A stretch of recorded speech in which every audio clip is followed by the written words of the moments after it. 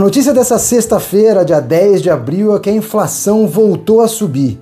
A inflação voltou a subir acima das expectativas do mercado, subiu 0,88% no mês de março de 2026 e voltou a puxar o índice acumulado em 12 meses, que é a referência para medir a meta de inflação, voltou a subir de novo, depois de meses em queda.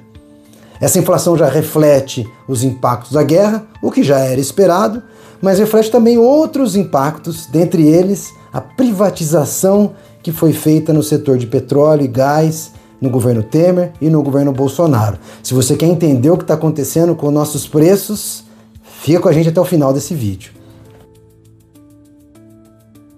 A notícia geral e mais simples é de que a inflação subiu 0,88 e foi puxada por dois itens fundamentalmente. Dois itens que vão caindo bastante ao longo dos últimos meses. O setor de transportes, que foi puxado por diesel, querosene de aviação, pelo setor de transporte aéreo, que subiu bastante suas tarifas, pelo GLP e pela própria gasolina, né?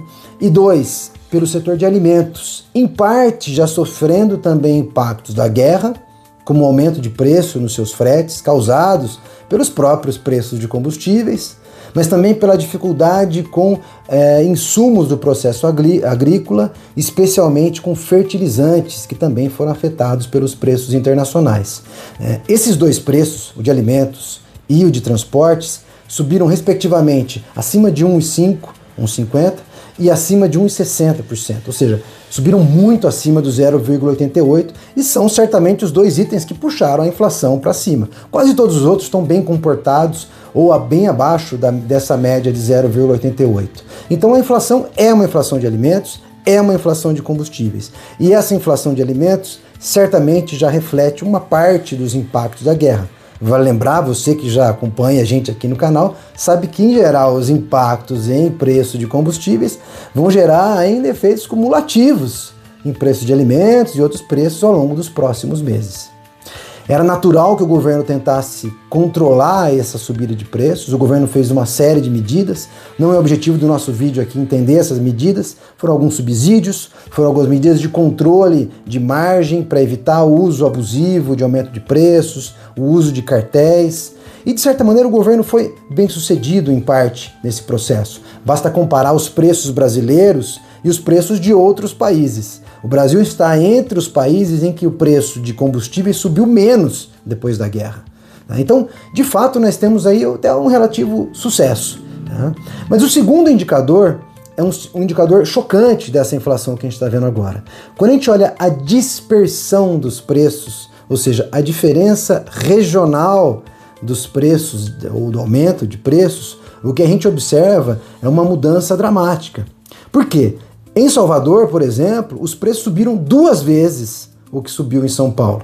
Subiu o dobro do que subiu em São Paulo. E por quê, fundamentalmente? Porque a refinaria de petróleo privatizada pela Petrobras no governo Bolsonaro não mexeu nos preços como mexeu a refinaria, ou como os preços da Petrobras ficaram aqui no Sudeste. Ou seja, a Petrobras conseguiu controlar parte dos preços aonde ela atua com maior profundidade. Nas regiões em que os mercados são atendidos ou por importação privada ou por refinarias privatizadas, os preços tendem a subir mais. Então, aonde eles subiram mais? Subiram em Salvador, disparadamente, mas também subiram em outros estados do Nordeste, subiram em Manaus, subiram em Belém do Pará, subiram acima, em todos esses lugares, subiu acima da média nacional. E esse preço acima da média nacional mostra exatamente o legado dessa política do Bolsonaro e do Temer sobre o setor de petróleo e gás do Brasil. Insisto, a Petrobras e o governo brasileiro fizeram medidas para tentar controlar esse preço. Nos lugares onde a Petrobras tem uma presença mais sólida e ainda permanece com a sua refinaria, suas refinarias atendendo o mercado, ou onde a sua capacidade de importar ainda é predominante, a Petrobras conseguiu controlar os preços com algum razoável sucesso, dentro de limites. A inflação era esperada que subisse mesmo. Mas nos lugares onde ela não tem essa profundidade, os preços subiram mais. Então qual é a consequência? Imediatamente preços maiores. Mas não só imediatamente. Os preços devem permanecer subindo mais ao longo dos próximos meses. Tá? Isso tem efeitos para todo tipo. Tem efeito político desse processo, ou seja, são estados, por exemplo, em que o governo costuma ter maioria de votos. Então o efeito político eleitoral certamente é muito ruim para o governo que se pretende reeleger.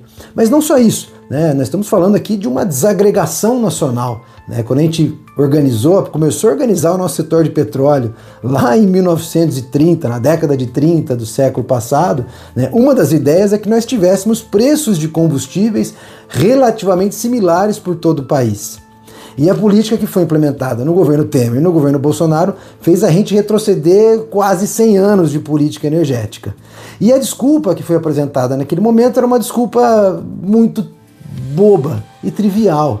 A ideia de que nós traríamos investimentos privados, eles trariam nova eficiência e com essa eficiência nós teríamos preços melhores, preços mais baratos. Basta olhar os jornais desse período, basta olhar as notícias como elas foram divulgadas nesses momentos. E o resultado que nós estamos assistindo, e já vimos lá na guerra da Ucrânia, e estamos assistindo aqui agora de novo, é justamente que os preços sempre sobem muito mais nesse período. Para toda a instabilidade internacional, esses preços vão passar impactos inflacionários cumulativos para dentro do nosso país. Então os efeitos desse processo de privatização, na verdade, são piores para os preços e para a população onde essa privatização aconteceu.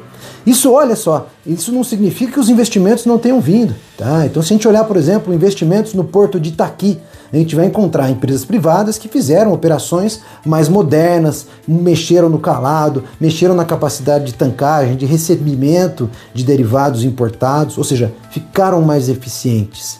Mas essa eficiência é insuficiente para lidar justamente com esse efeito das instabilidades internacionais.